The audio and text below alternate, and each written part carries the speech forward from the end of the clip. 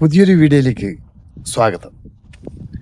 ഞാൻ ഇന്ന് പറയാൻ പോകുന്നത് അമേരിക്കയിലെ ഹവായ് ദ്വീപിലെ പ്രധാനപ്പെട്ട ഒരു ക്ഷേത്രത്തെക്കുറിച്ചാണ്.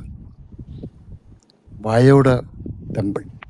വളരെ മനോഹരമായ ആ ടെമ്പിളിൻ്റെ കാഴ്ചകളിലേക്ക് മാന്യ പ്രേക്ഷകർക്ക് സ്വാഗതം.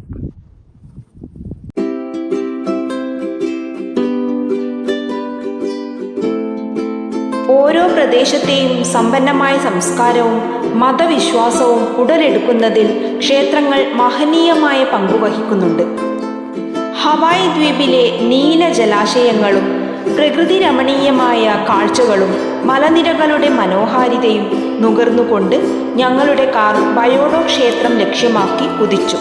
പ്രധാന റോഡിൽ നിന്നും ക്ഷേത്രത്തിലേക്ക് തിരിയുന്ന റോഡിൽ ഉദ്ദേശം 1 കിലോമീറ്റർ മുന്നോട്ട് പോയാൽ മനോഹരമായ വയോഡോ ക്ഷേത്രം കാണാം. സമീപത്തെ ടിക്കറ്റ് ബൂത്തിൽ നിന്നും ടിക്കറ്റ് എടുത്തു.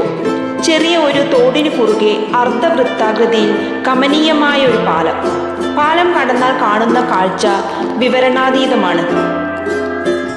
ക്ഷേത്രത്തിന് പിന്നിൽ വലിയ ഒരു മല, ചുറ്റിലും വനപ്രദേശം.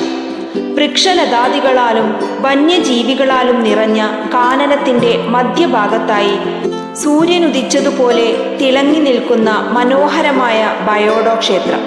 ക്ഷേത്രത്തിന് മുൻവശത്ത് വിശാലമായ ജലാശയം, അരുവികളുടെയും കിളികളുടെയും കളകള ശബ്ദം. ഒരു നിമിഷം ക്ഷേത്രത്തിന്റെ ഭംഗി ആസ്വദിച്ച് അവിടെ നിന്നുപോയി. മുഴുനീളെ മരത്തടിയിൽ നിർമ്മിച്ച ചുവന്ന നിറത്തിലുള്ള ബുദ്ധമത വിശ്വാസികളുടെ ആരാധനാലയം. ക്ഷേത്ര പരിസരത്തു കൂടി നടക്കുമ്പോൾ ചെവിയിലെത്തിയത് പ്രദേശത്തെ ഞെട്ടിക്കുന്ന തരത്തിലുള്ള മണിനാദമാണ്. ഞാൻ അങ്ങോട്ട് തിരിഞ്ഞു. ഒരു ചെറിയ കൂടാരം, അതിൽ 5 അടിയോളം ഉയരമുള്ള പിച്ചളയിൽ നിർമ്മിച്ച ദീർഘവൃത്താകൃതിയിലുള്ള ഒരു മണി. ഒരു വലിയ മരം അതിനു മുന്നിൽ കെട്ടിത്തൂക്കിയിട്ടിരിക്കുന്നു. അതിൽ കെട്ടിയ കയർ വലിച്ച് വിട്ടാൽ മരം ചെന്ന് മണിയിൽ ആഞ്ഞടിക്കും. അപ്പോൾ ഉച്ചത്തിലുള്ള മണിനാദം മുഴങ്ങി കേൾക്കാം. ഇത് ഇവിടത്തെ ഒരു ആചാരമാണ്. ക്ഷേത്രത്തിലെത്തുന്നവർ ഈ മണിനാദം മുഴക്കിയാൽ ബുദ്ധദേവന്റെ അനുഗ്രഹവും ദീർഘായുസ്സും സന്തോഷകരമായ ജീവിതവും സാധ്യമാകുമെന്നാണ് വിശ്വാസം. 950 വർഷങ്ങൾക്ക് മുമ്പേ നിലനിന്നിരുന്ന ജപ്പാനിലെ ബുദ്ധമത ക്ഷേത്രത്തിലും ഇത്തരം മണിയുണ്ട്. ജപ്പാൻ സർക്കാരിന്റെ അനുമതിയോടെ അതേ മാതൃകയിലുള്ള മണിയാണ് ഈ ക്ഷേത്രത്തിലും സ്ഥാപിച്ചത്. പാദരക്ഷകൾ അഴിച്ചുമാറ്റി ക്ഷേത്രത്തിനകത്ത് കയറി.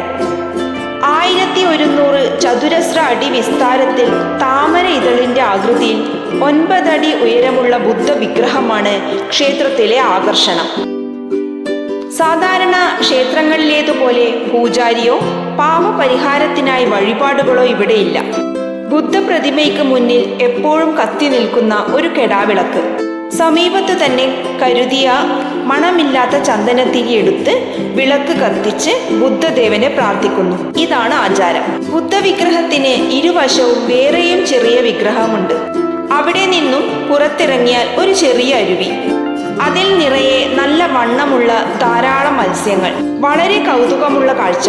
നോക്കി കാണുന്നവരെല്ലാം അവയ്ക്ക് തീറ്റ കൊടുക്കുന്നു. കൗതുകകരമായ മറ്റൊരാചാരം, പ്രാവിന് തീറ്റ കൊടുക്കൽ. തൊട്ടടുത്ത കടയിൽ നിന്നും ഇവയ്ക്കുള്ള തീറ്റ വില കൊടുത്തു വാങ്ങി കയ്യിൽ വെച്ചു നീട്ടിയാൽ പ്രാവുകൾ കൂട്ടത്തോടെ കൈകളിൽ എത്തിച്ചേരും, ഭക്ഷിക്കും. ഇത് കുട്ടികളിലും യുവാക്കളിലും യുവതികളിലും ഏറെ ആകർഷകമാണ്.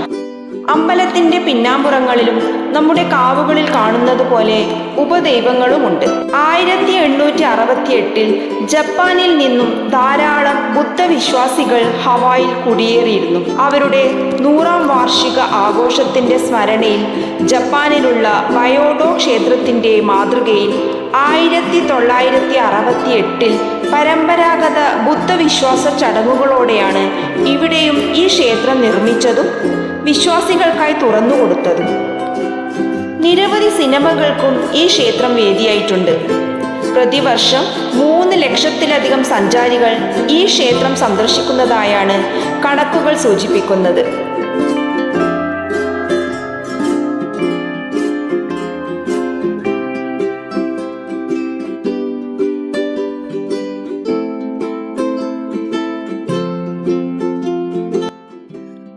ഈ വീഡിയോ നിങ്ങൾക്ക് ഇഷ്ടപ്പെട്ട് കാണുമെന്ന് പ്രതീക്ഷിക്കുന്നു. മറ്റൊരു വീഡിയോയുമായി വീണ്ടും കാണാം. നന്ദി, നമസ്കാരം.